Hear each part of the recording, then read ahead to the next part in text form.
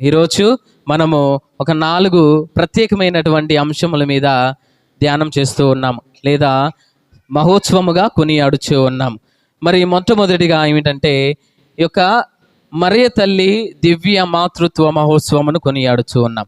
రెండవది, నూతన సంవత్సరంలోని మనము గడిచిన కాలమంతయు ఆ కృపలో దేవుణ్ణి నింపుకొని, మరి ఆ కృపలో దేవుడు మనల్ని కాచి కాపాడినందుకు మరి ఇంకా నూతన సంవత్సరంలోకి మనము అడుగు పెడుచూ ఉన్నాము. మరి మూడవ వచనం ఏమిటంటే దేవునికి పేరు పెడుచూ ఉన్నారు, యేసు అని పేరు పెడుచూ ఉన్నారు. నాలుగవది, ప్రపంచ శాంతి కొరకై మనము సెలబ్రేట్ చేసుకుంటూ ఉన్నాం. కాబట్టి ఈరోజు ఆ దేవాతి దేవుడు ఇచ్చినటువంటి యొక్క 3 పట్టణము నుంచి ఆ దేవాతి దేవుడు ఒక గొప్ప సందేశమును మనకి ఇస్తూ ఉన్నాడు. కాబట్టి మనమందరం కూడా భక్తి విశ్వాసములతోని ఆ సందేశమును గ్రహించినట్లయితే, మరి ముఖ్యంగాను గడిచినటువంటి కాలము మొత్తము కూడా ఆ దేవుని యొక్క కృపలో మనల్ని కాచి ఉన్నాడు. గడిచినటువంటి 2024 సంవత్సరం నుంచి మరి 2025 వరకు కూడా మనల్ని ఎంతగానో దీవించి ఉన్నాడు. మనకి ఎన్ని బాధలు వచ్చినా కానీ, ఎన్ని కష్టాలు వచ్చినా, ఎన్ని సమస్యలు వచ్చినా కానీ ఆ దేవాతి దేవుని యొక్క ప్రేమ మాత్రము మనల్ని విడిపోలేదు. ఈ యొక్క 3 పట్టణముల నుంచి మనకు ఒక గొప్ప సందేశమును ఇస్తూ ఉన్నారు. గడిచినంత కాలము కూడా ఆ ప్రభుని యొక్క నీడలోని కాచినటువంటి ప్రభు ఇక గడవబోయేటువంటి కాలములు కూడా ఆయన యొక్క ఆశీర్వాదములు మనకు ఇచ్చుచు, మరి ఆయన యొక్క బిడ్డలుగాను మనల్ని ఉంచుతూ, మరి ఆ మరియ తల్లిని మనకు తల్లిగాను సమర్పిస్తూ, మరి ఆ దేవాతి దేవుడు ఇచ్చినటువంటి ఈ యొక్క వాగ్దానము ద్వారా ఈ యొక్క రోజు వాక్కులోని మనం చూసుకుందాం. మరి ముందుగా చెప్పుకున్నట్లు మనము ప్రత్యేకముగాను నూతన సంవత్సరం గురించి ఈరోజు నేను 2 విషయాల గురించి మీతో అధ్యయనం చేయాలని ఆశపడుచు ఉన్నాను. మొదటి విషయము నూతన సంవత్సరం. ఈ నూతన సంవత్సరంలోని మన జీవితం అనేది ఎలా ఉండాలి, ఈ నూతన సంవత్సరంలోని మన యొక్క హృదయం అనేది ఎలా నూతనీకరించుకోవాలి. మరి రెండో విషయము, తల్లి అయినటువంటి మరియమ్మ ఆ దేవునికి తల్లిగాను మనకు తల్లిగాను మరి ఎలా రూపొందించబడుతూ ఉన్నారు. వాక్య రూపంలోని మనము ఇవన్నీ కూడా ఈరోజు మనం తెలియజేసుకుందాం. మొదటిగా చూసుకున్నట్లయితే ప్రియులారా, ఈ నూతన కాలము జరిగిపోయినటువంటి కాలము, గడిచిన కాలము మరలా తిరిగి రాదు. గడిచినటువంటి కాలము మన కోసమై ఇంకా మళ్ళీ ఎప్పుడు తిరిగి రాదు. నువ్వు ఎంత ఏడ్చినా, ఎంత కన్నీటి ప్రార్థన చేసినా, ఎంత ఆవేదనతో నిండి ఉన్నా, ప్రభువా గడిచిపోయినటువంటి ఈ కాలము నాకు ఇవ్వు అని ఎంత ప్రాధాయపడినా కానీ దేవుడు నీకు ఆ కాలమును ఇవ్వటము జరగదు. మరి ఏ కాలమును మనకిస్తూ ఉన్నాడంటే, ఇగో ఈ క్షణమే ఆ దేవుని యొక్క సన్నిధిలోని అడిగినట్లయితే, ఈ యొక్క క్షణమే ఆ దేవుణ్ణి ప్రభువా అని మొరపెట్టినట్లయితే ఆ దేవుని యొక్క దీవెనలకు నీవు పాత్రురాలు అవుతూ ఉన్నావు. కాబట్టి ఈ గడిచినటువంటి కాలమును మనము దృష్టిలో తీసివేసి, పునీత పౌలు గారు చెప్తూ ఉంటారు, వాక్యంలో చూస్తూ ఉంటాం, ఆయన ఎంతో పాపమైనటువంటి జీవితము జీవించి ఉన్నాడు, కానీ ఆయన మారు మనసు పొందిన తర్వాత ఇగో నేను మర్చిపోయినటువంటి ఆ కాలమును నేను గుర్తుంచుకోవడానికి ఇష్టపడటం లేదు, నేను మర్చిపోయినటువంటి ఆ గతమును నేను జ్ఞాపకం చేసుకోవటానికి నాకు ఆనందంగా లేదు, సంతోషంగా లేదు అని చెప్తూ ఉన్నాడు. కాబట్టి ఈ గడిచిన కాలం అంతయు కూడా ఆ దేవుడు మనకు దీవెనకరంగానే ఉన్నాడు. కష్టాలు వచ్చినా కానీ, బాధలు వచ్చినా కానీ, ఏవి ఎదురైనా కానీ ఇప్పటికి కూడా మనము ఆ దేవుని కృపలోని ఇంతగా దీవించబడి ఉన్నామంటే దానికి ఆ దేవుని యొక్క ఆశీస్సులే కారణము. మరి ఈరోజు యొక్క మొదటి పట్టణము చూసుకున్నట్లయితే ప్రియులారా, ఈ మొదటి పట్టణములోని మనకు అద్భుతమైనటువంటి ఆశీర్వాదములను కుమ్మరించడం చూస్తూ ఉన్నాం. ఈ యొక్క మొదటి పట్టణములోని సంఖ్యాకాండము 6వ అధ్యాయము 24వ వచనం, యావే మిమ్ము దీవించి కాపాడునుగాక, యావే తన ముఖ కాంతిని మీపై ప్రకాశింపజేసి మిమ్ము కరుణించునుగాక, యావే మిమ్ము కృపతో చూచి మీకు సమాధానమును వసుగునుగాక. ఈ యొక్క దీవెనలు ప్రియులారా ఆరోనుకు మరియు మోషే ప్రవక్తకు ఆ దేవాతి దేవుడిస్తున్నటువంటి దీవెనలు. మరి ఈరోజు ఈ వచనము చూసుకున్నట్లయితే ఇశ్రాయేలు ప్రజలు ఆ కాలంలోని ఈ యొక్క ప్రవక్తలు ఎవరైతే వెళ్ళి ఇశ్రాయేలు ప్రజలను దీవించుతూ ఉన్నారో, ఇశ్రాయేల్ ప్రజల కొరకే ప్రార్థన చేస్తూ ఉన్నారో, ఇగో యావే ప్రభు చెబుతూ ఉన్నారు, నా నామమున మీరు ప్రార్థన చేసినట్లయితే, నా నామమున మీరు ఏది అడిగినట్లయితే అది వస్కబడును అని చెబుతూ ఉన్నాడు. ఈరోజు ఈ యొక్క పఠనము ద్వారా ఇక్కడ గుమికూడినటువంటి మనం అందరం కూడా ఇగో దేవుని చేత గురువుగా అభిషేకించబడినటువంటి ఈ యొక్క ప్రతి ఒక్క గురువు చేత ఆశీర్వాదములు తీసుకుంటూ ఉన్నప్పుడు ఇగో ఈ యొక్క వచనములను మన యొక్క జీవితంలో కూడా జరుగుతూ ఉన్నాయి.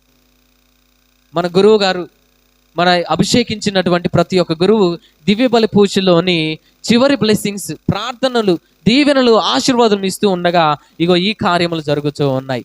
మళ్ళీ ఒకసారి చదువుదాం. యావే మిమ్ము దీవించునుగాక అని గురువు ఆయన యొక్క మనసులోని మరి ఈ వచనములు చెప్పుకుంటూ ఆశీస్సులు ఇస్తూ ఉన్నారు. యావే మిమ్ము దీవించునుగాక, యావే తన ముఖ కాంతిని మీపై ప్రకాశించునుగాక, మిమ్ము కరుణించునుగాక, యావే మిమ్ము కృపతో చూచి మీకు సమాధానమును వసుకునుగాక అని చెప్తూ ఉన్నారు. ఆ దీవెనలు అనేవి మనం ఈరోజు పొందుతూ ఉన్నామంటే ఇక్కడికి వచ్చిన మనం అందరం కూడా చాలా అదృష్టవంతులం. మరి ఇక్కడికి వచ్చినటువంటి ఈ దేవాలయంలోని కూర్చొని దేవుని యొక్క వాక్కు వింటున్నటువంటి మనం అందరము కూడా చాలా అదృష్టవంతులుగా మరి దీవించబడుతూ ఉన్నాము. ప్రియ సహోదరి సహోదరులారా, మరి ఈరోజు ఈ ఆశీర్వాదములను స్వయంగా దేవాతి దేవుడే ఇస్తూ ఉన్నాడు. ఇది మానవుని కోరిక వలన కానీ మానవుడు అడిగినటువంటి దీవెన ఆశీర్వాదం కాదు. ఇది దేవాతి దేవుడు ఆయన మనస్సు పూర్తిగా ఇస్తున్నటువంటి ఆశీర్వాదములు. ఇది మానవుడు మొరపెట్టి ప్రభువా అని అడిగిచున్నప్పుడు ఇచ్చినటువంటి ఆశీస్సులు కాదు. ఇవి మనసు పూర్తిగా ఆ యావే దేవుడు ఆయన నమ్ముకున్నటువంటి ప్రజలకు, ఆయన విశ్వసిస్తున్నటువంటి ప్రజలకు మరి ఆయన చూపుతున్నటువంటి ఆశీస్సులు. ఈ యొక్క ఆశీస్సులకు ముఖ్యంగాను ఒక 3 అంశాలు ఉన్నాయి. ఇప్పుడు మనం చూసుకున్నటువంటి ఈ యొక్క ఆశీర్వాదములకు ప్రియులారా ముఖ్యంగాను 3 అంశాలు జత చేరుస్తూ ఉన్నాయి. మొదటిది ఏంటంటే కాపాడే దేవుడు. ఎప్పుడు కూడా ఆయన కాపాడి ఉన్నాడు. గడిచిన ఈ కాలం అంతయు చూసుకోండి, ఎంత కష్టాలు వచ్చినా కానీ ఆ దేవాది దేవుడు మన కాపాడి ఉన్నాడంటే ఇగో ఆ రోజు దేవుడు మనకిచ్చినటువంటి ఆ ఆశీర్వాదములే. కాపాడు దేవుడు, మరి కరుణ చూపించే దేవుడు. ఎవరు కరుణ చూపించుము అని అడిగితే ప్రభువా ఇగో నేను ఇంత బాధలో ఉన్నాను, నేను ఇంత ఆవేదనలో ఉన్నాను, ప్రభువా నా మీద కరుణ చూపించు అని అడిగిన ప్రతి ఒక్కరి మీదకి కరుణ చూపించినటువంటి దేవుడు.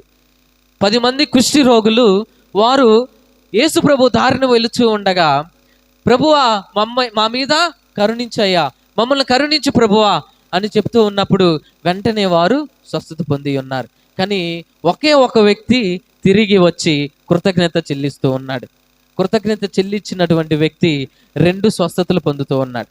ఒకటి మానవమైనటువంటి శరీరమును స్వస్థపరుస్తూ ఉన్నాడు, రెండవది నిత్య జీవమును ఆయనకిస్తూ ఉన్నాడు.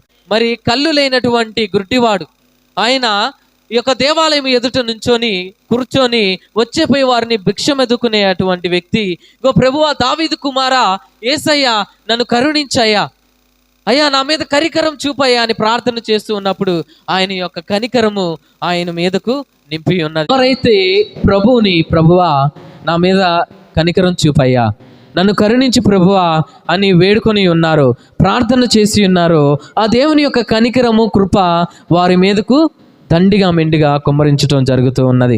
కాబట్టి ఈ ఆశీర్వాదంలోని 3వది ఏంటంటే శాంతిని ప్రసాదిస్తూ ఉన్నాడు. ఈ లోకంలో మనం చూసినట్లయితే ప్రియులారా అశాంతికి గురి అవుతూ ఉన్నది. మరి ప్రపంచంలోని శాంతి అనే ఒక మాట అనేది లేకుండా పోతూ ఉన్నది. ఏ మతమైనా కానీ ఏ కులమైనా కానీ ఒక స్నేహితుల వలె, ఒక అన్నదమ్ముల వలె మనం కలిసిమెలిసి ఉన్నటువంటి ఈ యొక్క ప్రాంతము, ఈ యొక్క దేశము మరి చిన్న భిన్నలం అవుతూ ఉన్నది చిన్న చిన్న విషయములకు ఆ శాంతి అనేది లేకుండా. కాబట్టి ఈరోజు ఇక్కడ గుమ్ముకూడినట్టు మనం అందరికి మీదకు ఆ దేవుని యొక్క ఆశీస్సులను కుమ్మరిస్తూ ఉన్నారంటే మనము ఈ మూడు దీవెనలను మనము పొందుతూ ఉన్నాం. ఒకటి కాపాడే దేవుడు మనల్ని నిత్యము కూడా కాపాడుతూ ఉన్నాడు.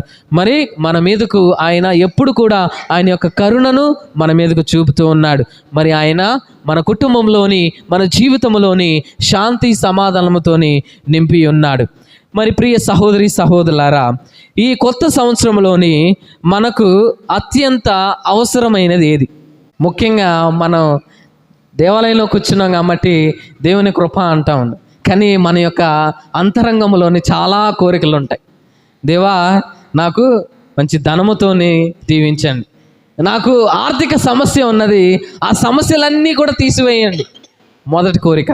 రెండవది, మంచి ఆరోగ్యమును మా కుటుంబమును ప్రసాదించండి, మంచి ఆరోగ్యముతో మమ్మల్ని నింపండి. మరి మూడవది, మంచి ఉద్యోగమును మాకు ప్రసాదించండి. ఈ రానున్నటువంటి ఈ నూతన సంవత్సరం నుంచి మా జీవితం అనేది మారిపోవాలి. ఎలా మారిపోవాలంటే గడిచినటువంటి కాలముకు 2 రెట్లుగా అధికముగా దీవించబడాలి.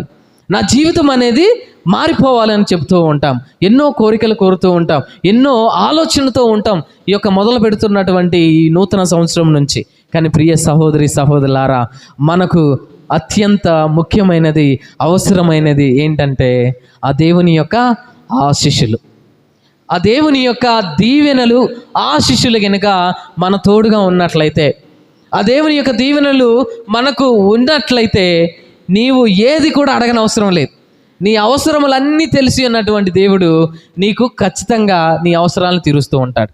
కాబట్టి ఈ దినము, ఆరోగ్యము, ఉద్యోగము, మరి ఇతర విషయాలన్నీ కూడా నువ్వు అడగనవసరం లేదు. ఎందుకంటే ఆ దేవుని యొక్క ఆశీస్సులు నీతో ఉన్నాయి కాబట్టి.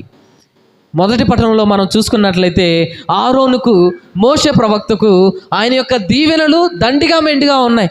కాబట్టి వారు ఏ కార్యము చేసినా కానీ వారు విజయవంతముగాను ఇశ్రాయేలు ప్రజలు నడిపించి ఉన్నారు. కాబట్టి ఆ ఆశీస్సులు అనేది మన తోడుగా ఉన్నట్లయితే ప్రియులారా, మరి ఆ దేవుని యొక్క దీవెనలు మన తోడుగా ఉంటాయి. మరి ఇక 2వ పట్టణంలో చూసుకున్నట్లయితే, ఈ 2వ పట్టణంలోని పునీత పౌలు గారు గలేషీయులకు రాస్తూ ఉన్నారు. ఆయన పునీత పౌలు గారు గలేషీయులకు రాస్తూ ఉన్నారు.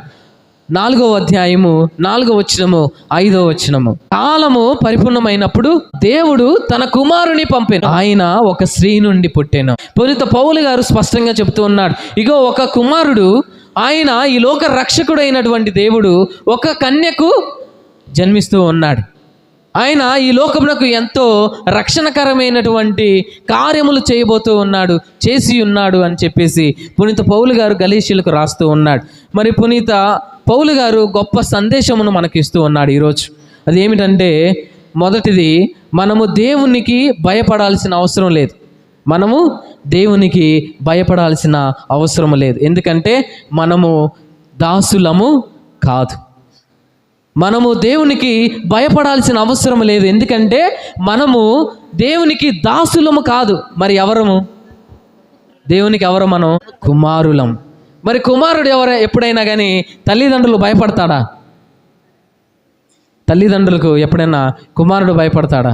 కొన్ని విషయాల్లో భయపడతారు, కానీ మరికొన్ని విషయాల్లో గారాబం చేసినట్లయితే ఆ భయం అనేది ఉండదు. కాబట్టి ఈరోజు పౌలు గారు చెబుతూ ఉన్నారు, ఆయన యొక్క ప్రజలకు చెప్తున్నారు, ఈరోజు దేవుణ్ణి చూసి మీరు భయపడాల్సిన అవసరం లేదు. ఎందుకంటే మీరు దాసులుగా కాకుండా ఆయనకు కుమారులుగా మీరు ఉన్నారు. ఆయన యొక్క పిల్లలు మనమందరం కూడా అని పునీత పౌలు గారు చెప్తూ ఉన్నాడు. కానీ ప్రియులారా, ఈరోజు దేవుడు చెబుతూ ఉన్నాడు, ఇగో ఈ లోకము నిన్ను ఏమన్నా కానీ, ఎవరు ఏమన్నా కానీ, నిన్ను ఎంతమంది దూషించినా కానీ, నిన్ను ఎంతమంది నీవు పనికిరావు, నీవు దేవుని కుమారుడు కాదు అని నిన్ను ఎంతమంది దూషించినా కానీ నీవు ఈరోజు భయపడాల్సిన అవసరం లేదు. ఎందుకంటే నీవు నా కుమారుడవు, నీవు నా కుమార్తెవు.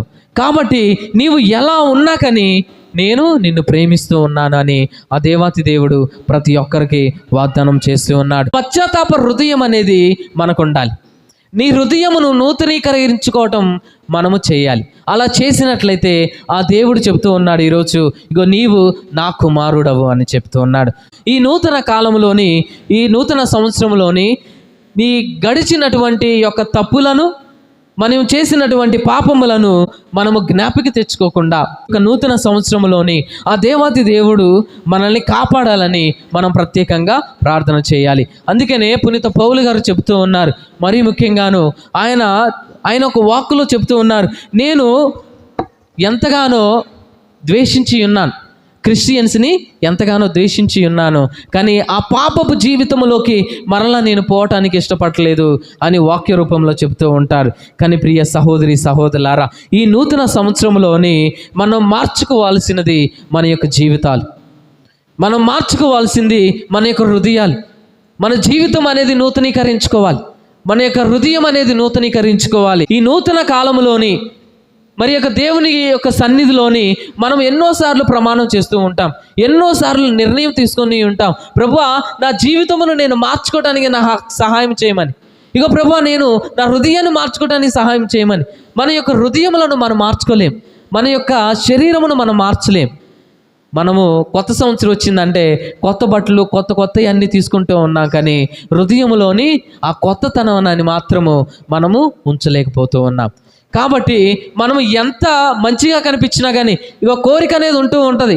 రానున్నటువంటి ఈ నూతన సంవత్సరం నుంచి ప్రభువా నేను మంచిగా జీవించాలి, ఎవరిని కూడా తిట్టకూడదు, ఇగో చెడు అలవాట్లు పోకుండా ఉంటాను, తాగకుండా ఉంటాను, నా కుటుంబమును సరిగా చూసుకుంటాను, ఇగో నా తల్లిదండ్రులను మంచిగా చూసుకుంటాను అని అనుకుంటూ ఉంటాము. కానీ లోపల ఉన్నటువంటి ఆ యొక్క క్రూరమైనటువంటి విషము లాంటి ఒక చెడు అనేది మాత్రము మనం విడిచిపెట్టడానికి సాహసించట్లేదు, సాహసము చేయటం లేదు. కాబట్టి ఆ దేవాది దేవుడు చెబుతూ ఉంటాడు, కాబట్టి నీ యొక్క హృదయమును అనేది నూతనీకరించుకోవాలి, నీ యొక్క జీవితం అనేది నూతనంగా మార్చబడాలి. ఎఫెసీయులకు రాసిన లేఖ 4వ అధ్యాయము 22వ వచనము నుంచి 24వ వచనము, కనుక మీరు గడిచిపోయినటువంటి జీవితమును మరియు గడిపినటువంటి ఆ యొక్క పాపపు జీవితమును మార్చుకున్నాము. అటువంటి జీవితము మోసకరమగు దుష్ట వాంఛల కష్టమైపోయినది. మీ మనసులను నూతనీకరించుము, సత్యమైనటువంటి నీతిని పరిశుద్ధతను కలిగి దేవుని పోలికగా నీ పోలిక వలె మీరు ఉండాలంట. దేవుని యొక్క పోలిక ఎలా ఉంటుంది? సత్యముతోను జీవముతోను మరి పవిత్రతతోను కలిగి ఉంటుంది. కాబట్టి ఈ గడిచిన కాలమును మీరు మర్చిపోయి, ఈ గడిచిన కాలమును విడిచిపెట్టి మరి నీ యొక్క జీవితమును నూతనీకరించుకోవాలి. క్రీస్తుని యొక్క రూపమును నీవు పొంది ఉండాలి. ఆల్రెడీ మనము ఆదికాండంలో చూసి ఉన్నాం, మానవుడిని ఎలా సృజించి ఉన్నాడు? ఆయన యొక్క రూపమునిచ్చి సృజించి ఉన్నాడు. మరి పాపము ద్వారా ఆయనతో మనకు ఉన్నటువంటి ఆ బంధం అనేది తెగిపడుచు ఉన్నది. మరలా నీవు పాప సంగీతం అనేది చేసి హృదయ పరివర్తనము చెంది ఇగో నీ రూపమును మరలా దేవుని రూపము వలె మార్చుకోమని పునీత పౌలు గారు చెబుతూ ఉన్నారు. ఫిలిప్పీయులకు రాసిన లేఖ 3వ అధ్యాయము 13వ వచనము పునీత పౌలు గారు చెబుతూ ఉన్నాడు, స్పష్టంగా చెబుతూ ఉంటాడు, ఇగో గడిచినటువంటి ఆ గతమును నేను జ్ఞాపకం చేసుకోవటానికి ఇష్టపడటం లేదు. ఎందుకంటే పునీత పౌలు గారు ఎప్పుడైతే ఆయన కన్వర్ట్ కాకముందు ఆ దేవుని యొక్క దర్శనము కాకముందు ఆయన క్రిస్టియన్ దేవునికి ప్రార్థన చేసే ప్రతి ఒక్కరిని కూడా ఆయన చంపడం జరుగుతూ ఉన్నది. నా అంతటా ఆడే లేడు, ఇగో ఎక్కడైతే 2-3 కూడి ఆ దేవుని నామములో వారు ప్రార్థన చేస్తూ ఉన్నప్పుడైతే ఆయన యొక్క కత్తితోని వారిని నాశనం చేస్తూ ఉన్నాడు. అక్కడికక్కడికే వారిని అందరినీ కూడా సంహరిస్తూ ఉన్నాడు. కానీ ఆయన ఎప్పుడైతే మారాడో, ఆయన ఎప్పుడైతే ఆ దేవుని యొక్క మొహమును చూసి ఉన్నాడో, ఆ దేవునికి దర్శించి ఉన్నాడో, ఆయన కత్తి కలముగా మారి ఉన్నది. ఆయన కత్తి కలముగా మారి మరి ఎన్నో లేఖలు రాసి ఆ దేవుని యొక్క మహిమలను మరి ప్రజలందరికీ కూడా తెలియజేస్తూ ఉన్నాడు. ప్రియ సహోదరి సహోదరులారా, కాబట్టి ఈ యొక్క పౌలు గారు మనకు చెప్తూ ఉన్నాడు, ఈ గడిచిన కాలమును నువ్వు విడిచిపెట్టాలి, మరి ఇక నూతనకరమైనటువంటి జీవితమును నువ్వు తీసుకోవాలి. నీ యొక్క హృదయమును పరివర్తనము చెంది నీ యొక్క హృదయమును నీవు మార్చుకోవాలి అని చెప్తూ ఉన్నాడు. ఇప్పుడు వరకు చూసింది మనము నూతన సంవత్సరంలోని మనము చేయవలసినటువంటి కార్యము.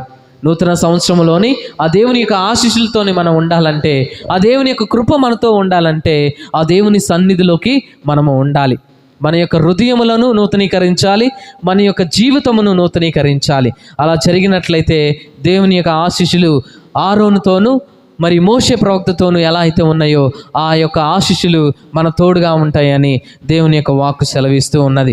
మరి ప్రియ సహోదరి సహోదరులారా, ఈరోజు నీ యొక్క మహాత్మరమైనటువంటి గొప్పతనమును మనము కొనియాడుచున్నాము.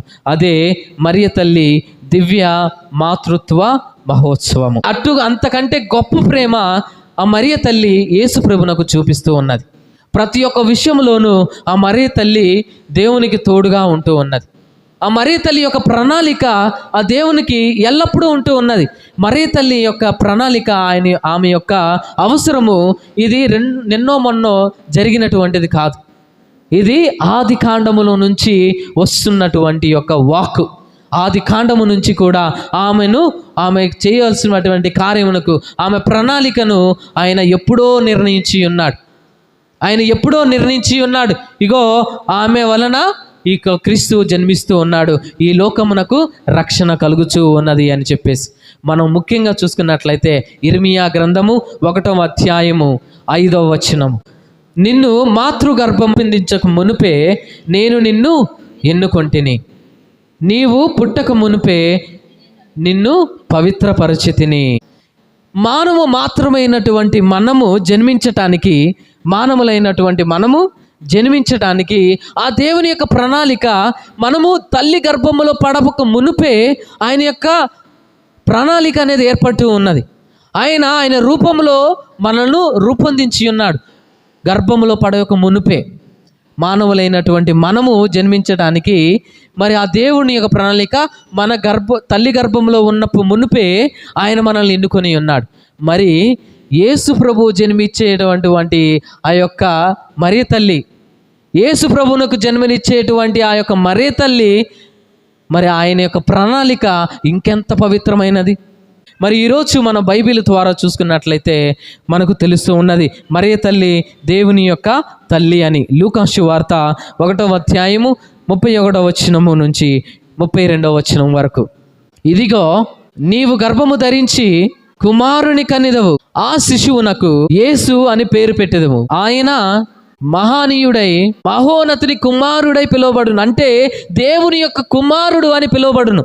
ఆయన మహోనీయుడై మహోన్నతుని కుమారుడని పిలువబడును. అంటే దేవుని కుమారుడని పిలువబడుతూ ఉన్నాడు. దేవుని కుమారునికి జన్మనిచ్చిన వారు దేవుని తల్లిగా పిలువబడుతుందా లేదా? దేవునికి జన్మనిచ్చినటువంటి మరియ తల్లి దేవునికి తల్లిగా పిలువబడుతూ ఉంది. దేవుడికి జన్మనిచ్చినటువంటి తల్లిగా మరియ తల్లిని పిలుస్తూ ఉన్నాం. మరి ఈరోజు చూసుకున్నట్లయితే పునీత పౌలు గారు క్లుప్తంగా చెప్తూ ఉంటారు. మా స్టడీలో కూడా చదువుకున్నది ఏంటంటే, యేసు ప్రభునికి 2 స్వభావములు కలిగి ఉన్నది. ఒకటి మానవుని స్వభావము, 2 దైవ స్వభావం. మరి గాబ్రియేలు దూత ఎప్పుడైతే మరియ తల్లి దగ్గరకు వచ్చేసి శుభవచనములు పలుకుచూ ఉన్నదో, మరియ తల్లికి ఆ గాబ్రియేలు దూత ఎప్పుడు చెప్పలేదు ఆ శుభవచనములోని ఇగో దేవుని శరీరము, ఇగో దేవుని యొక్క స్వభావం, మానవ స్వభావానికి మాత్రమే నీవు జన్మనిస్తూ ఉన్నావు అని చెప్పలేదు. మరి దేవుని స్వభావానికి మాత్రమే నీవు జన్మనిస్తూ ఉన్నావని ఎక్కడ చెప్పలేదు. ఆమె చెప్తూ ఉన్నది, అనుగ్రహత పరిపూర్ణరాలా నీకు శుభము, దేవుని యొక్క దీవెన నీతో ఉన్నది, ఇగో నీవు పవిత్రాత్మ వరము ద్వారా గర్భము ధరిస్తూ ఉన్నావు, ఇగో ఈ లోక రక్షకునికి నీవు జన్మనిస్తూ ఉన్నావని చెప్తూ ఉన్నాడు. క్యాథలిక్ చర్చ్ ఎప్పుడు కూడా మరియ తల్లిని ఆరాధించలేదు. మరియ తల్లిని ఎప్పుడు కూడా ఆరాధన చేయలేదు. క్యాథలిక్ చర్చ్ ఎప్పుడు కూడా ఆరాధన చేయలేదు. చేసేది ఆ మరియ తల్లిని గౌరవిస్తూ ఉన్నాం. ఆ దేవుని తల్లికి ఆ గౌరవం అనేది మనం ఇస్తూ ఉన్నాం. ఆ తల్లి ఇగో నా ప్రార్థనలను నీ యొక్క కుమారుని చెంతకు తీసుకెళ్ళు. ఎందుకంటే మనం అంత పవిత్రులము కాదు. డైరెక్ట్గా దేవుని దగ్గరికి వెళ్ళి దేవునితో మాట్లాడే అంత పవిత్రత మనకు లేదు. ఆ పవిత్రత ఉన్నది ఒకే ఒక్కరికి, అది యేసుని తల్లికి. కానా విందులోని ఆ పవిత్రత ఉన్నటువంటి తల్లి వెళ్ళి యేసు ప్రభుని అడుగుతూ ఉన్నది, ఇగో ఈ కుటుంబంలోని అవసరం ఉన్నది అని చెప్పేసి. మరి ఆ కుటుంబంలోని ఉన్న సభ్యులో వెళ్ళేసి ఎవరు అడగలేదు. ఆ పవిత్రత మనకు లేదు ప్రియులారా. ఆ పవిత్రత కలిగి ఉన్నది మరియ తల్లి మాత్రమే. కాబట్టి మన ప్రార్థన సహాయములను మనం ఆ తల్లిని అడిగినట్లయితే ఆ తల్లి మన యొక్క ప్రార్థనలను ఆ దేవుని చెంతకు తీసుకుని వెళుతూ ఉన్నది. కాబట్టి ఈ యొక్క విషయములను మనం జ్ఞానం చేసుకుంటూ మరి ఈ విశ్వాసములోను నడిచినట్లయితే, ఆ దేవుని తల్లిగా మనం భావించినట్లయితే, మన కోరికలను విన్నపములను అన్నీ కూడా ఆ దేవమాత తల్లి ఆ యేసు ప్రభుని యొక్క చెంతకు పెడుతూ ఉన్నది. యోహాను సువార్త 19వ అధ్యాయము 26-27 వచనములు. కలువరి కొండ మీద ఆ దేవాతి దేవుడు మరణిస్తూ ఉన్నప్పుడు ఆయన తల్లి వంకకు, ఆయన ఎంతగానో ప్రేమించినటువంటి యోహాను వంకకు చూసి, ఇగో నీ తల్లి, ఇదిగో నీ కుమారుడు అని అప్పగిస్తూ ఉన్నాడు. ఆ రోజు నుంచి ప్రియ సహోదరి సహోదరులారా, ఈ రోజు వరకు కూడా, ఇక ముందుకు కూడా ఆ తల్లి మన అందరికీ కూడా తల్లిగా ఉంటూ ఉన్నది, మన కొరకు ప్రార్థన చేస్తూ ఉన్నది. ఈ యొక్క 2 అంశాలను మనము ధ్యానం చేసుకుంటూ మన యొక్క హృదయములో ఉంచుకుంటూ, మరి ఈ నూతన సంవత్సరం నుంచి అడుగుపెట్టినటువంటి మనము ఆ తల్లి యొక్క ప్రార్థన సహాయం అడుగుచు, ఆ తల్లిని గౌరవించుకుంటూ, మరి మన జీవితంలోని మనము మేలులు పొందాలని, ఈ నూతన సంవత్సరంలోని మన యొక్క హృదయములను మార్చుకోవాలని, మన జీవితాలను మార్చుకోవాలని ప్రత్యేకంగా ప్రార్థన చేద్దాం.